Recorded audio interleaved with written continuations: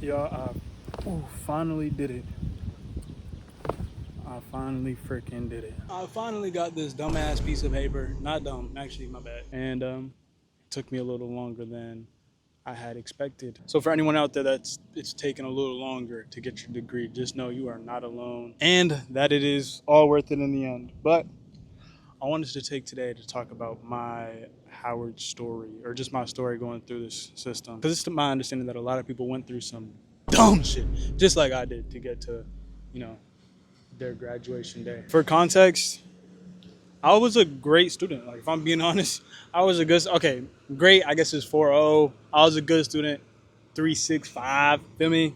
Taking my core sciences and stuff like that. So I made out pretty decent. But even with that, and continuously being a full-time student, I never took less than 15 credits a semester. I averaged 17 a semester, actually. Might be 17.5. I still had to do summer classes to finish out my degree, but we'll get to that. I'm gonna just throw this in here now because I forgot to mention it, but I graduated August 24. I didn't get my actual diploma, like not just the holder. I didn't get the holder until I actually walked in May 25. I didn't get the actual diploma, like the paper, until March 25. What was that, almost like half a year, a little over half a year? So I want to start from the beginning. I'm about to get flown over again. Actually, yeah, this is crazy, bro.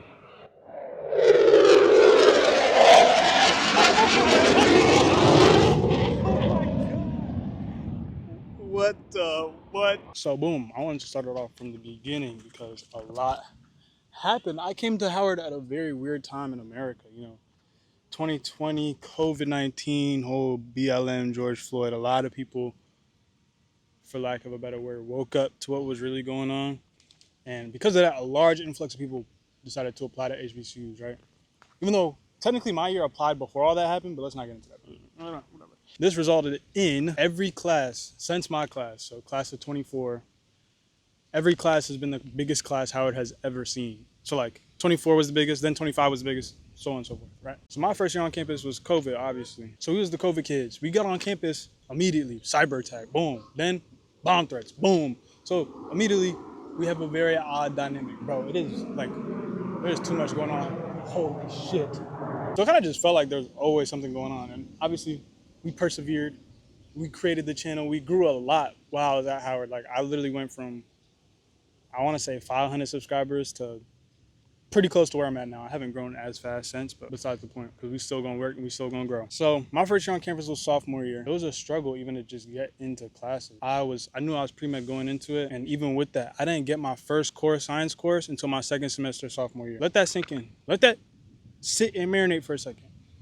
I'm a science major, human performance, a minor in chemistry, and I didn't get my first science course till my sophomore year. And then to add on top of that, I had 3 different advisors during the 3 years at school. Like, you're supposed to have one advisor, build a relationship, build rapport, they can help you out.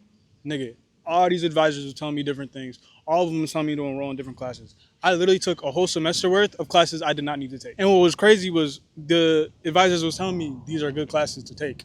But all the bullshit aside, I made great friends, great connections with faculty and with students. I learned a lot about my leadership abilities because it's like, I wasn't that confident before I went to Howard, bro. I'm not gonna lie to you. I started building up on it probably like when I was 16, 17, but like I really flourished into who I knew I wanted to be when I went to Howard. It helped me just test my leadership in terms of working with different organizations, in terms of creating this channel and helping it grow and helping some of you guys to, discover you wanted to go to a HBCU or just things about life. You know what I'm saying? I've gotten a lot of messages about that, and it means a lot to me. Obviously, throughout this time, I had my own personal struggles. Some of y'all know I tore my ACL, family stuff, whatever. We're not gonna get into that. But this is where the kicker really is, bro. Bro, these jets are going ballistic. Look.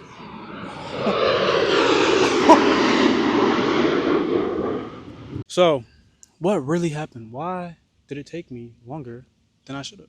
So, I don't think I've told this story in its entirety before. So, here we go. Because I didn't take my core sciences until, sophomore year.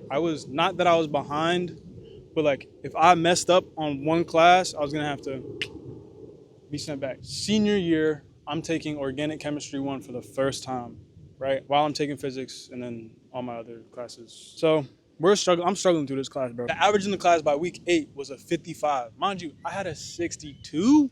So I'm like, ugh, like, damn, right? I don't want that on my transcript. Anybody that's pre-med does not want that on their transcript. So I go to talk to the professor. I'm like, look, are you scaling this? Because this is ridiculous. Like, nigga, the class average is a 55. I'm above average, technically. He's like, no, we're not going to scale it. Like, if you can't, da-da-da, then whatever, right? So I'm talking to bro. And I bring it up like probably 2 times within a week. And I'm like, look, if you don't scale this or like, if this grade don't, I'm saying if I have to withdraw, I'm literally not gonna be able to graduate. And it's not like I'm a bad student. It would be different if I was fucking around all the time and then I got to this point. But bro, this is the first time I've ever withdrawn from a class or had to. He's like, no, I'm not scaling it, whatever, boom. So I withdraw from the class, retake Orgo 1 that next semester. I come back that next semester and people from the class that stayed in it, because I guess they just had faith that I didn't have, he scaled that bitch 20 points, bro. I would have had a B at least. Because I was getting better, too. I take Orgo 2 over the summer. Now we're fitting 12, 13, however long the semester is. All those weeks into 6 weeks. So Monday through Friday, 9 to 2, I'm in the chemistry building. Every day. Go home, study. Just grinding, right? Bruh. Mind you, they didn't let me walk in my class because I had this one class left. That shit hurt, bro. I'm a good student.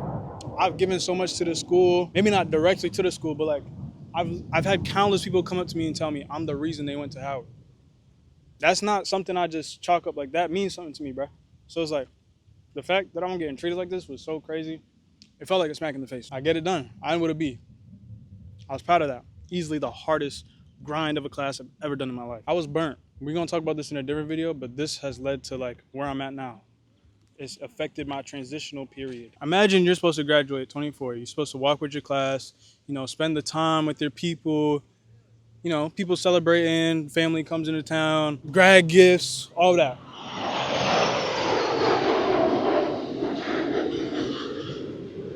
This is the thing, right? With these jets,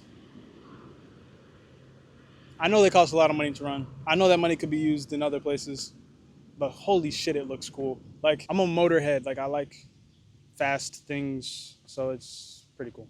But yeah, imagine you're supposed to walk with your class, you get that shit taken away from you, all of it, you know what I'm saying? And then you just grind the summer out, and then right after, boom, that's it. Move out of your college apartment. For me personally, I went to a place where I don't know nobody, middle of nowhere. All I got was an email saying, you're good to graduate. Walk in 25. No diploma, no celebration, email. That was my closure, bro. Shit hurt. Like, even now, I'm just now getting to the point. So, the reason I'm making this video now is because I walked May 25. And when it initially happened, a part of me thought, man, they took away my graduation, man. Fuck them. Like, I'm not even going to walk. Don't matter. I didn't walk with my class, but whoop-de-whoop. I'm so glad I didn't stick with that mindset, bro. I'm so glad I walked. So if you're in a similar position, bro, take your walk. Take your stand. My grandparents came out on my dad's side. They're from the South. My mom's side of the family from Jamaica, so they didn't make it out. But my dad's side of the family made it out. My parents was there. My brother was there. Bro, when I tell you I almost cried, bro, on this day, it was so beautiful. And I got to see my peoples that still live in D.C. Like, it was so worth it, bro. So any tip of advice, if you have the chance, if you're a late graduate and you're feeling a type of way, bro, you earned the right to walk. I know it's just like a ritual thing that people do, but bro, it really does add some closure to your moment. It gives you like that,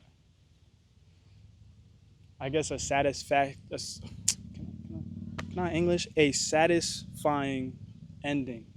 Like, you sit in that chair and you think about everything you went through to get to this moment. Everything. If it had to do with school, it was school related. If it didn't have to do everything, bro. Crazy moment. But I just wanted to get on here, tell y'all my little story. That's about it. I hope you enjoyed. Pow. So how was the ceremony? What did I miss? Bro, honestly, the ceremony was dope. There's no microphone on the camera. That's fine. There was one dude. There was one speaker, Doctor. I had to look up his name, bro, because it was prolific, bro. Dr. Tuckson, Dr. Reed Tuckson, bro, was phenomenal. truly touched my heart, and just to like be be in that space and take it all in after everything I've gone through to get to that point is crazy. There's a lot to work on, but we're blessed. We're blessed.